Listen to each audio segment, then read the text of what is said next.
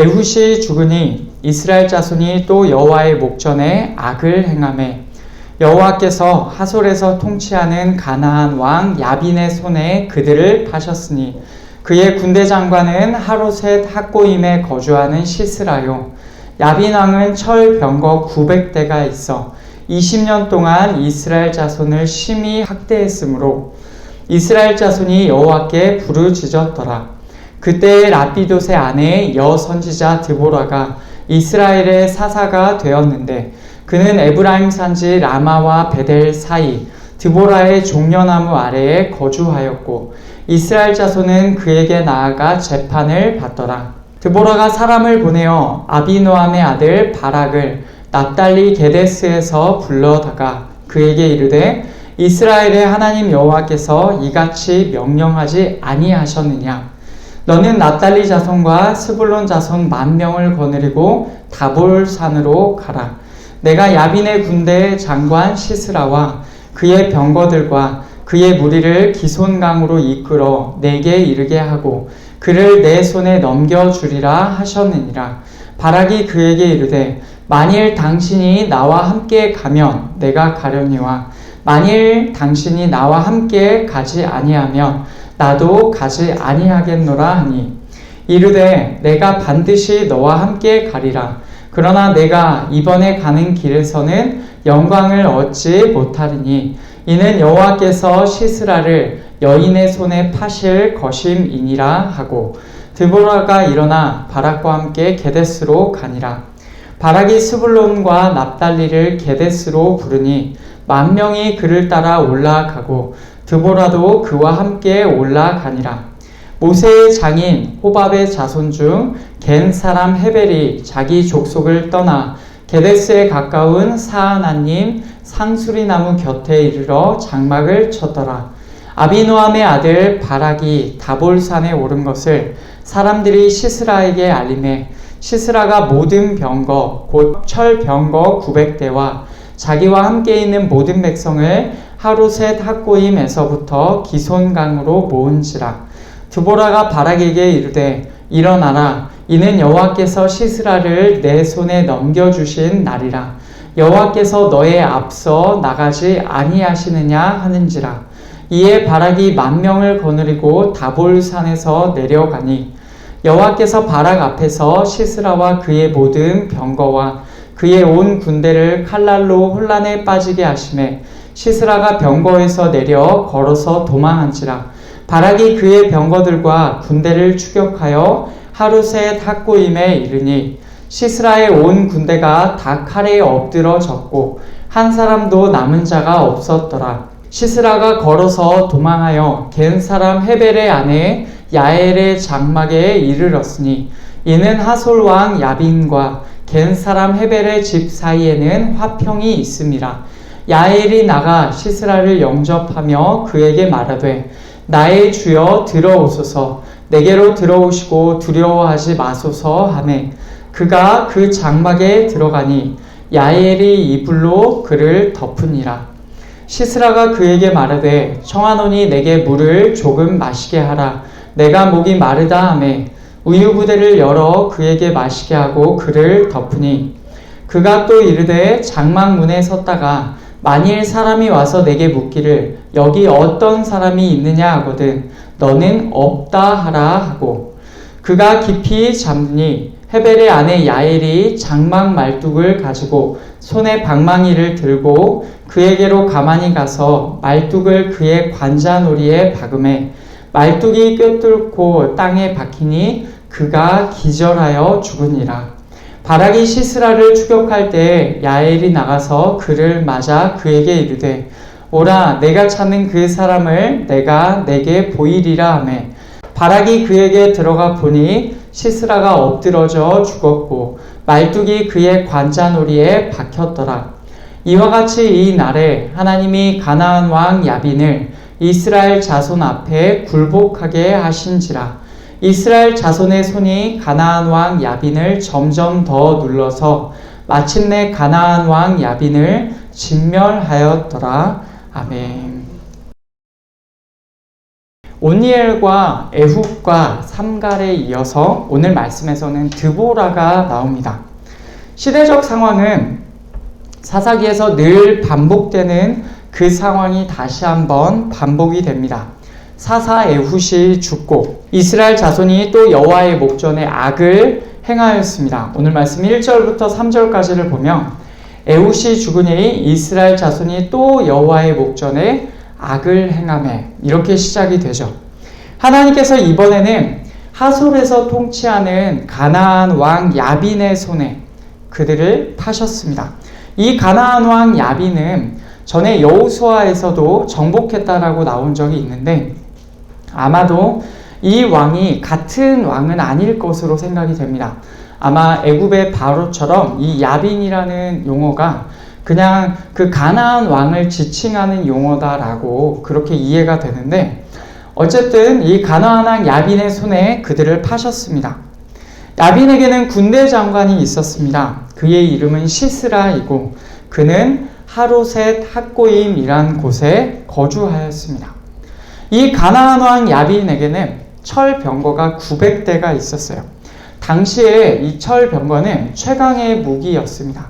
이 철 병거가 있다는 것 자체만으로 얼마나 그 주변 나라들에게 위협을 가하는지 우리가 성경의 곳곳에서 확인할 수가 있을 것입니다. 그런데 그 철 병거가 900대가 있대요. 수치만 들어도 얼마나 많은 병거가 있었고 그것들이 얼마나 큰 위협이 되었는지 그리고 또한 그 900대의 병거를 또 병거를 끌 수 있는 말과 또 병거를 이렇게 조종하는 사람들도 있어야 되겠잖아요. 그러니까 이것을 유지하기 위한 비용이 얼마나 많이 들겠어요? 아니 이 야빈 왕은 정말로 강대국이라고 말할 수가 강하다 우리가 그렇게 말할 수가 있겠습니다. 그런데 이 왕이 20년 동안 이스라엘 백성을 심히 학대하였다, 힘으로 압박하였다 라고 그렇게 말을 해요. 기간이 에훗 때의 18년보다 더 늘었습니다. 결국 이스라엘 백성은 어떻게 합니까? 하나님께 부르짖습니다. 바로 여기서부터 오늘 말씀의 내용이 시작되고 우리가 아는 드보라가 나와요. 그런데 드보라를 통해서 이루어진 구원을 보면 이제까지와 다른 점이 있습니다. 이제까지의 사사들이 혼자 구원의 일을 행한 것과는 다르게 드보라의 경우에는 구원의 역사에 3명이나 동원이 됩니다. 드보라가 있고 바락이 있고 야엘이 있습니다. 이 셋은 그 이름의 뜻이 재미있습니다. 드보라는 꿀벌이고 바락은 번개이고 야엘은 산염소, 산에 사는 염소를 의미합니다. 이스라엘의 부르짖음을 들으신 하나님께서 드보라와 다른 사람들을 세우셔서 구원의 역사를 어떻게 행하시는지 내용의 순서대로 우리가 살펴보면서 오늘도 함께 하나님의 말씀을 듣기를 원합니다. 앞에서 말한 3명의 사람들 중에 제일 먼저 나오는 사람은 드보라입니다. 오늘 말씀에서는 드보라를 이렇게 설명해요. 그때 라피돗의 아내의 여선지자 드보라가 이스라엘의 사사가 되었는데 그는 에브라임 산지 라마와 베델 사이 드보라의 종려나무 아래에 거주하였고 이스라엘 자손은 그에게 나아가 재판을 받더라. 아멘. 드보라는 라피돗의 아내입니다. 여선지자입니다. 여자 사사입니다. 그는 에브라임 산지 라마와 베델 사이 드보라의 종려나무라고 불리는 당시에는 이렇게만 말해도 사람들이 알았을 그 종려나무라고 불리는 장소에서 거주하였습니다. 지도로 보면 대략 이렇게 볼 수가 있습니다. 이스라엘 전역의 지도가 이렇게 있으면 그 빨간색 아래쪽 네모난 테두리를 보시면 거기에 에브라임 산지가 있죠. 그리고 거기 보시면 베델과 라마가 있습니다. 그 중간쯤 어디에 드보라의 종려나무가 있었고 여기에서 이스라엘 백성을 재판하였다라고 우리가 그렇게 말할 수가 있습니다. 그 위쪽에 나오는 이제 파란색은 이제 그 뒤쪽에 나올 이제 전쟁이 여기서 벌어졌다라는 그쪽의 지역입니다. 바로 여기 빨간색 장소에서 드보라가 사사로 활동했던 것입니다. 재판을 하였다라는 말 자체가 이 사사기의 맥락에서는 사사가 되었다, 사사로 다스리다 라는 그런 의미가 되어요. 이 부분에서 우리가 궁금한 점은 여자 사사가 등장한다는 거예요. 성경의 배경에서는 여러분이 잘 아시다시피 주로 남자가 전면에 등장하는 것이 보편적입니다. 그런데 여기에서는 사사가 여자 드보라로 등장합니다. 왜 그러한지 이유가 오늘 말씀에서는 명확하게 드러나 있지 않아요. 다만 이어지는 사사기 5장에서 드보라와 바락의 노래가 또 이어져서 나오거든요. 근데 그 내용을 보면 우리가 대략 추측해 볼 수가 있습니다. 사사기 5장 6절과 7절을 보면 아낫의 아들 삼갈의 날에 또는 야엘의 날에는 대로가 비었고 길의 행인들은 오솔길로 다녔도다. 이스라엘에는 마을 사람들이 그쳤으니 나 드보라가 일어나 이스라엘의 어머니가 되기까지 그쳤도다. 아멘. 삼갈의 날, 바로 우리가 드보라로 들어가기 전에 바로 앞에 나왔던 사람이 삼갈이죠. 혹은 야엘은 오늘 말씀에서 나옵니다. 삼갈 혹은 야엘의 날은 지금 드보라가 살던 동시대를 의미합니다. 그때는 대로가 비었고 길의 행인들은 오솔길로 다녔다라고 해요. 이스라엘에는 마을 사람들이 그쳤다라고 합니다. 이 말이 의미하는 바가 무엇이냐면 사람들이 잘 다니지 않았다는 겁니다. 특별히 이 내용들을 원문으로 보면은 남성형이에요. 그러니까 남자들이 주로 그렇게 하였다. 남자뿐만 아니라 여자 전체의 사람들이 그러하겠다라고 하지만 우리가 이 내용에서 핵심적으로 보이는 내용은 남자들이 그 대로변에 길가에 다니지를 않았다라는 것이죠. 가나안 왕 야빈이 다스린 20년이라는 기간에 사람들이 많이 두려움을 갖게 되었던 것 같습니다. 결국 남자들이 다니지 않고 숨는 상황이 계속되자 하나님께서 여자 드보라를 사사로 세우신 것으로 보입니다. 마침내 드보라가 일어나 이스라엘의 어머니가 되자 그때까지 그쳤다라고 하니 그 이후에는 사람들이 다녔다라는 그런 말로 우리는 읽을 수가 있는 것이죠. 이것은 드보라가 전쟁을 위해서 이제 세우는 바락의 그 말을 들어보면 더욱 이해가 됩니다. 바락이 8절 말씀에서 이렇게 말합니다.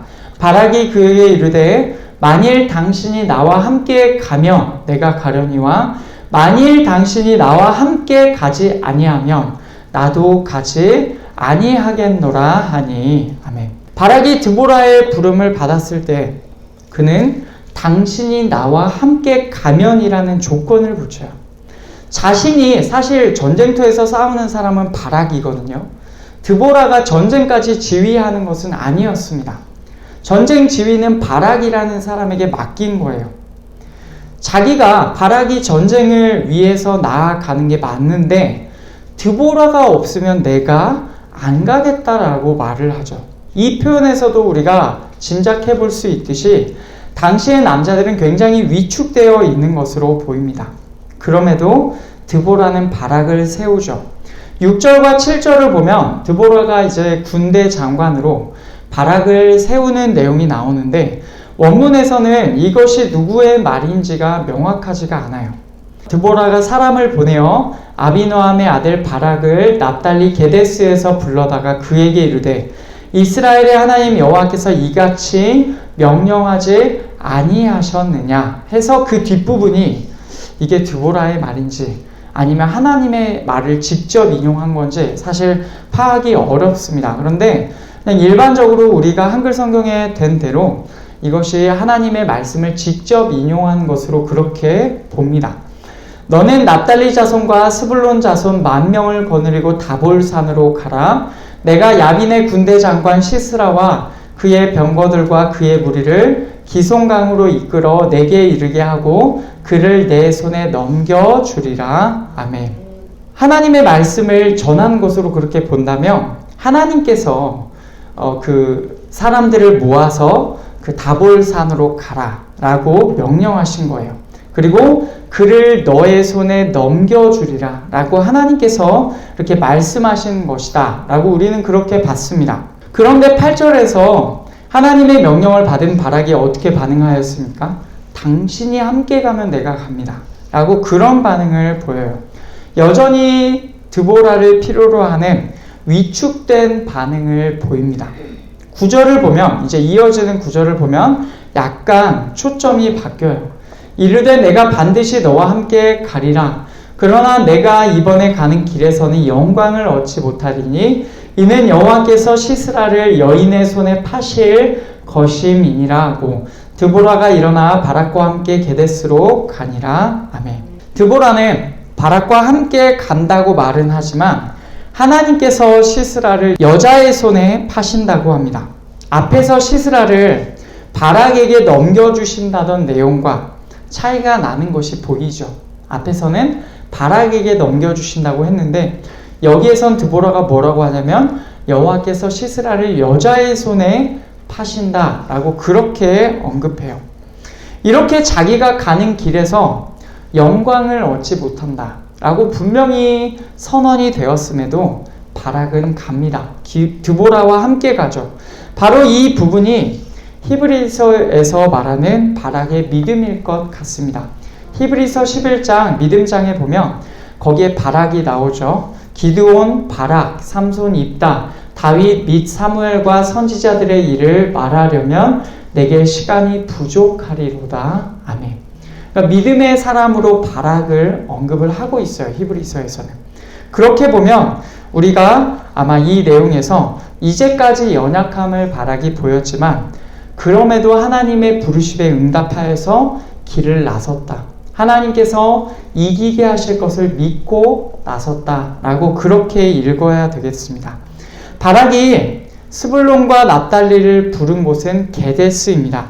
처음에 그가 부름받은 곳은 납달리의 게데스였어요. 이곳은 저 북쪽 지방의 게데스입니다. 지금 게데스는 다볼산과 가까운 또 다른 지명 게데스예요. 지도로 보면 이 정도로 되어 있습니다. 저기 파란색 중간에 약한 선이 시작되는 곳이 잘 보이지 않으시겠지만 거기가 게데스입니다. 게데스이고 저 위쪽에 북쪽에 보면 하솔이라는 데가 보이시죠? 하솔 왕, 가나안 왕 야빈이라고 되어 있는 파란색 글씨로 되어 있는 곳이 아마 이곳일 것이라고 추정이 됩니다. 가나안 땅 안에서 이미 그 야빈이란 왕이 세를 이미 잡고 있었다라는 것입니다. 그리고 저기 게데스에서 모여서 다볼산으로 가는데 다볼산이 위치한 곳이 납달리와 스불론 지파의 경계선 정도가 됩니다. 그리고 저 왼쪽에 해안가 쪽으로 나아 있는 강이 바로 기손강이에요. 그러니까 기손강의 병거를 모으고 지금 다볼산에 이스라엘 백성은 모여 있고 그 중간쯤 어디에서 다볼산에서 내려가서 전쟁을 했기 때문에 그 중간 어디쯤에서 전쟁을 치렀다라고 그렇게 보시면 되겠습니다. 바락이 먼저 10,000명을 데리고 다볼산으로 올라가자 이 소문이 시스라에게 들렸어요. 시스라가 철병거 900대와 군대를 이끌고 기손강으로 모였습니다. 그때 드보라가 바락에게 말을 해요. 드보라가 바락에게 이르되 일어나라. 이는 여호와께서 시스라를 내 손에 넘겨주신 날이라. 여호와께서 너의 앞서 나가지 아니하시느냐 하는지라. 이에 바락이 10,000명을 거느리고 다볼산에서 내려가니. 아멘. 이제 하나님께서 시스라를 바락의 손에 넘겨주셨다라고 해요. 다시 또 어쨌든 시스라와의 전쟁에서 실제적으로 싸울 사람은 이 바락인 것입니다. 그런 의미에서 시스라를 너의 손에 넘겨주셨다라고 그렇게 읽으시면 되겠습니다. 이렇게 얘기를 하자 이제 이 말을 들은 바락은 하나님께서 자기보다 앞서 나가신다는 말을 믿고 데리고 나아갑니다. 10,000명을 거느리고 다볼산에서 기손강 쪽으로 내려가요.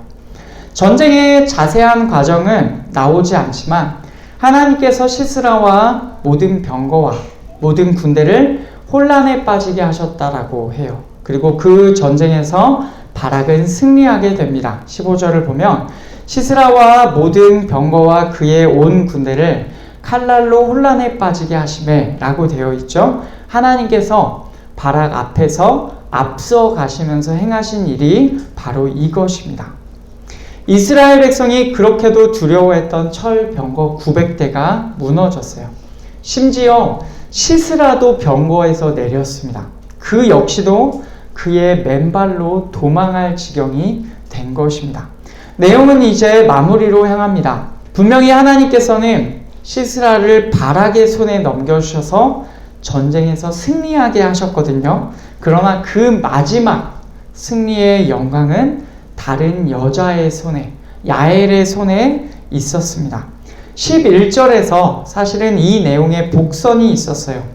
모세의 장인 호밥의 자손 중 겐 사람 헤벨이 자기 족속을 떠나 게데스에 가까운 사하나님 상수리 나무 곁에 이르러 장막을 쳤더라. 아멘. 장막을 쳤다고 하죠. 누가 칩니까? 겐 사람 헤벨이 쳤다고 해요. 모세의 장인의 후손입니다. 사실은 멀게 보면 이스라엘 백성과도 깊은 관련이 있고 또 겐 사람이 거주하던 지역이 또 가나안 지역이었기 때문에 그 사람과도 뭔가 관계가 있을 것이다 라고 우리가 생각해 볼 수가 있겠죠.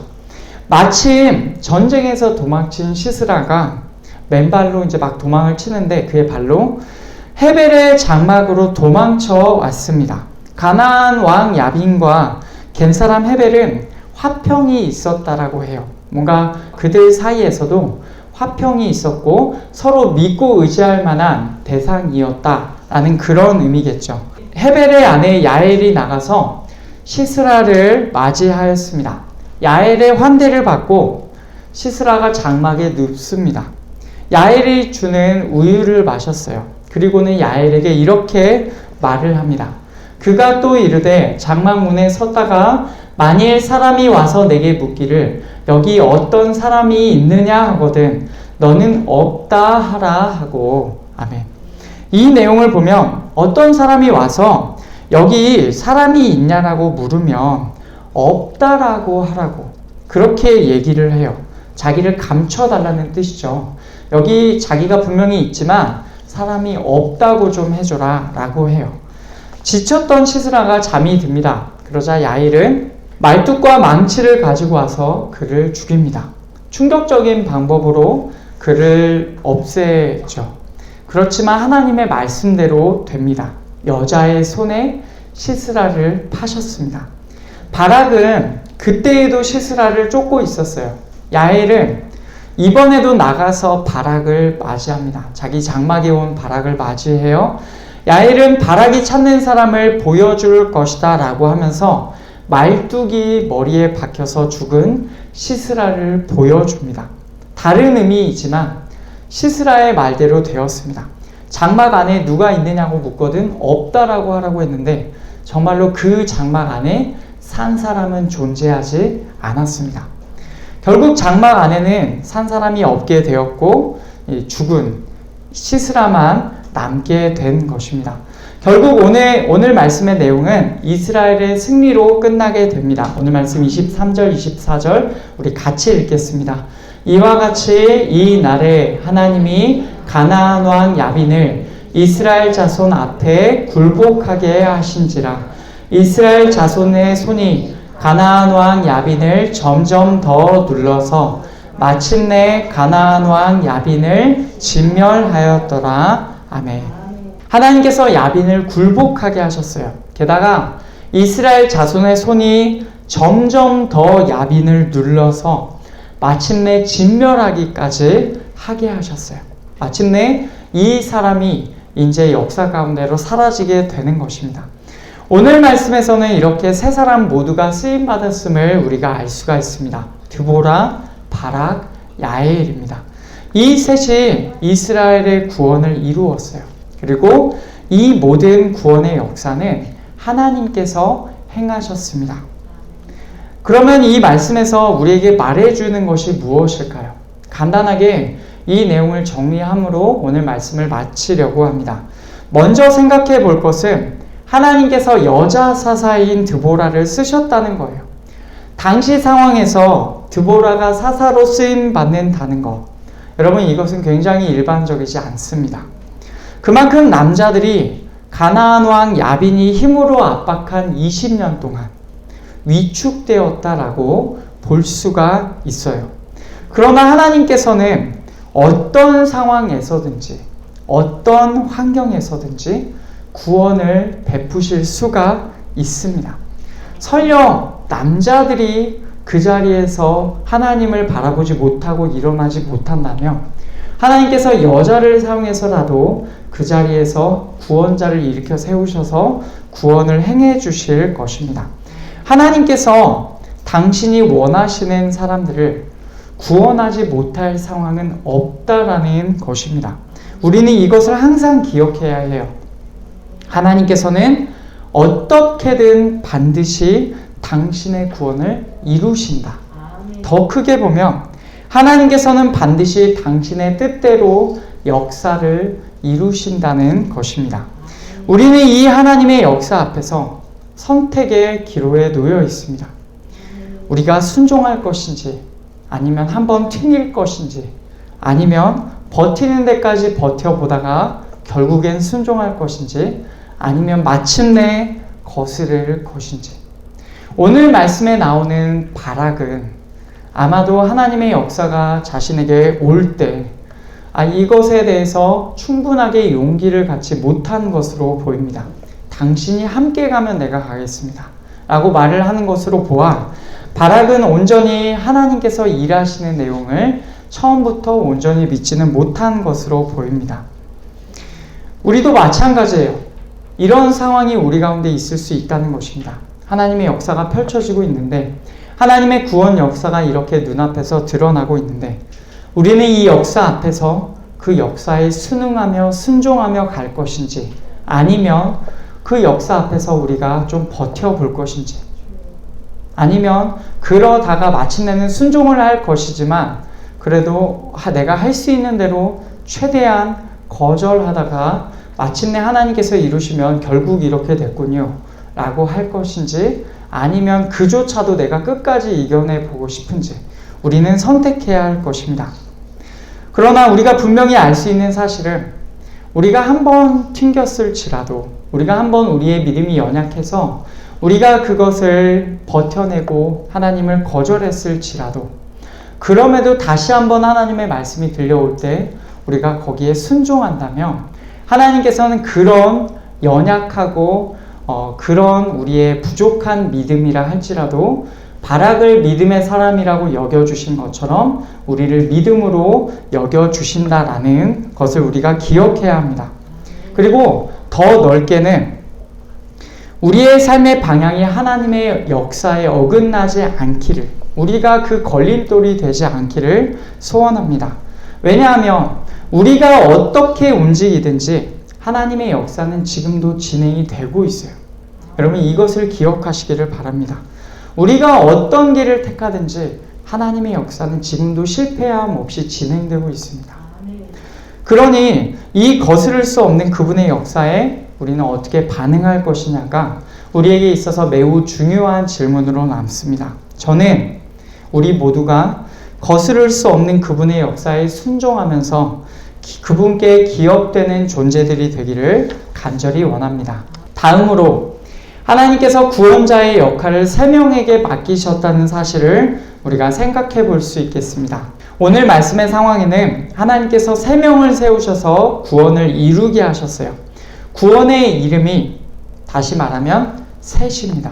드보라, 꿀벌이라는 드보라가 있었고 번개라는 바락이 있었고 산염소라는 야엘이 있었어요. 구원의 이름이 셋이 주어져 있습니다. 그러나 지금 우리의 상황에서는 하나님께서 세우신 구원자가 한 분이 계십니다. 그 한 분이신 우리의 구원자가 누구이십니까? 사도행전 4장에 나오는데 우리 같이 읽겠습니다. 이 예수는 너희 건축자들의 버린 돌로서 집 모퉁이의 머릿돌이 되었느니라. 다른 이로서는 구원을 받을 수 없나니 천하 사람 중에 구원을 받을 만한 다른 이름을 우리에게 주신 일이 없음이라 하셨더라. 아멘. 사도행전 4장 말씀을 보면 사도 베드로가 이렇게 분명하게 말합니다. 다른 이로서는 구원을 받을 수가 없다. 천하 사람 중에 구원받을 만한 다른 이름을 주신 일이 없다라고 분명하게 선언합니다. 우리에게 있는 유일한 구원의 이름, 그 이름은 예수님이십니다. 예수님이라는 이름 자체가 구원이라는 뜻이에요. 아까 앞에서는 꿀벌이었고 번개였고 산염소였잖아요. 근데 예수님이라는 이름 자체가 구원입니다. 구원이라는 이름을 가진 예수께서 우리에게 있는 유일한 구원의 이름이에요. 그러면 이 상황을 그대로, 오늘 본문의 상황을 그대로 우리에게 적용해 보겠습니다. 이 구원의 이름 3명, 구원을 함께 이루는 사람 3명을 세우셔서 이스라엘 백성이 당한 실제적인 어려움을 이겨내게 하신 하나님께서는 우리에게는 구원의 이름을 1명, 오직 예수 그리스도만 주셨습니다. 그렇다는 말은 어떤 말이 되겠습니까? 우리 예수님 안에 거하면 우리가 주어진 20년 동안 닥쳐있는 어려운 상황에서라도 예수께서 능히 우리를 하나님의 능력으로 구원하실 수 있다라는 말이 됩니다. 여러분, 이것을 꼭 기억하시기를 바랍니다. 예수 그리스도께서 우리에게 구원자로 주어지셨습니다. 막연하게 우리의 영혼이 구원받고 이런 의미를 넘어서서 우리가 살고 있는 우리의 삶에서 우리의 어려움을 도와주실 수 있고 해결해 주실 수 있는 분으로 예수께서 우리에게 주어져 있다라는 것이죠. 이것을 꼭 기억하시기를 바랍니다. 오늘 말씀에서 이스라엘 백성이 또 하나님의 목전에 악을 행하였다 라는 것으로 오늘 말씀은 시작하였죠. 지금 우리의 상황도 그와 마찬가지입니다. 로마서 5장을 보면 이렇게 말씀합니다. 로마서 5장 12절과 19절. 그러므로 한 사람으로 말미암아 죄가 세상에 들어오고 죄로 말미암아 사망이 들어왔나니 이와 같이 모든 사람이 죄를 지었으므로 사망이 모든 사람에게 이르렀느니라. 한 사람이 순종하지 아니함으로 많은 사람이 죄인 된 것 같이 한 사람이 순종하심으로 많은 사람이 의인이 되리라. 아멘. 한 사람 아담으로 말미암아 죄가 세상에 들어왔고 죄로 인하여 사망이 들어왔습니다. 결국 모든 사람이 죄인이 되었고 사망이 모든 사람에게 이르렀어요. 여러분, 이것이 우리의 상황입니다. 사사기의 상황을 보면서 우리는 종종 이스라엘 백성을 비판하곤 하지만 사실은 그것이 우리의 모습과 하나도 다를 바가 없다는 것이죠. 원래 우리는 죄인이었습니다. 사망이 우리 앞에 가까이 있어요. 그러나 똑같은 상황에서 한 사람이 순종하심으로 많은 사람이 의인이 되는 길이 열렸어요. 그분이 바로 우리의 구원자 예수 그리스도이십니다. 로마서 3장에서도 이렇게 말씀합니다. 모든 사람이 죄를 범하였음에 하나님의 영광에 이르지 못하더니 그리스도 예수 안에 있는 속량으로 말미암아 하나님의 은혜로 값없이 의롭다 하심을 얻은 자 되었느니라. 아멘. 모든 사람이 죄를 범하여서 하나님의 영광에 이르지 못하였어요. 그러나 그리스도 예수 안에 있는 속량으로 말미암아 우리는 구원에 이르게 되었습니다. 여러분, 오늘 말씀의 상황이 그대로 우리에게도 펼쳐져 있다는 거예요. 우리 역시도 한 사람 아담의 후예로서 우리 안에 죄가 있고 우리 안에 하나님 앞에서 악을 행하는 것이 있다는 것입니다. 그런 상태가 지금 이스라엘 백성과 똑같아요. 이런 상황에서 우리가 어떻게 해야 되겠습니까? 이런 상황에서 우리가 어떤 길을 택하여야 되겠습니까? 우리는 그 한 분이신 구원자, 유일하신 구원자를 모시고 사는 자들이에요. 오늘 말씀에서는 이스라엘 백성이 하나님께 부르짖었다, 신음소리를 내었다, 그런 식으로 먼저 시작이 되었죠. 그래서 구원 역사가 드보라가 세워지고 드보라와 함께 바락이 세워지고 또한 야엘을 하나님께서 들어 쓰셔서 이 전체의 구원을 이루신 것으로 보입니다. 그런데 우리는요, 우리가 먼저 하나님을 택하기도 전에 하나님께서 먼저 우리에게 이미 구원자를 보내어 주셨습니다. 여러분, 그 사실이 의미하는 바는 무엇입니까? 우리는 그들보다 더 나은 구원을 받았다는 거예요. 우리가 하나님을 찾기도 전에 하나님께서 이미 우리를 찾아주셨습니다. 우리가 하나님을 택하기도 전에 하나님께서 먼저 우리를 택하여 주셨습니다. 우리는 그 사랑 안에 있는 자들이에요. 그리고 우리에게는 유일하신 구원의 이름이 한 분 계십니다. 그분의 이름은 예수 그리스도이시고 그분 외에는 다른 구원의 방법이 없어요. 우리가 또다시 죄로 돌아갈 때마다 우리는 계속해서 깨달아야 합니다.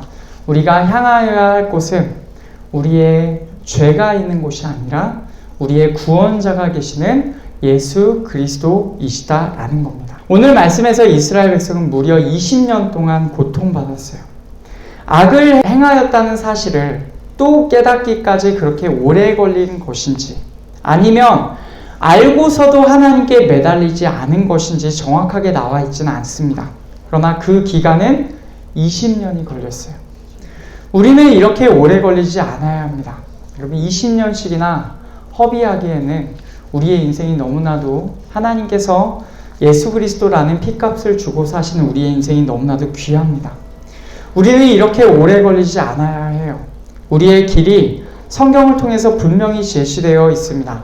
우리는 이스라엘 백성처럼 또 넘어지고 또 악을 행할 것이지만 우리에게 구원의 이름이 허락되어 있습니다. 하나님께서는 예수 그리스도를 통하여 우리의 구원을 이루시고 그분은 우리의 모든 죄악을 능히 감당하실 수가 있습니다. 그러니 여러분 이 시간에도 매 순간 오늘도 매일 그렇게 우리가 주님께로 돌아가기를 원합니다. 말씀을 맺겠습니다. 우리의 삶은 오늘 말씀의 이스라엘 백성과 같아서 하나님 앞에서 계속 악을 행하곤 합니다. 그것이 어떻게 보면 우리의 삶에서 당연한 것이 될 수가 있습니다. 매일매일 악을 행하는 것이 우리의 삶일 수가 있어요. 죄로 돌아가는 우리의 삶이, 죄로 계속 돌아가는 우리의 삶이 너무나도 괴롭구나, 내가 너무나도 힘들구나 라는 사실을 깨닫도록 하나님께서 우리에게 은혜 주시기를 원합니다. 동시에 하나님께서 우리를 위하여 세우신 유일한 구원의 이름 예수 그리스도께로 오늘도 나아가시기를 원합니다. 20년씩이나 고통받고 한참을 돌아오지 마시고 지금 우리를 부르신 주님 앞에 나아와서 지금 하나님의 구원을 경험하시기를 원합니다. 누구도 거스를 수 없는 하나님의 역사 앞에서 혹시라도 거스르지 말고 겸손하게 엎드리는 우리 모든 저와 여러분들 되시기를 간절히 원합니다.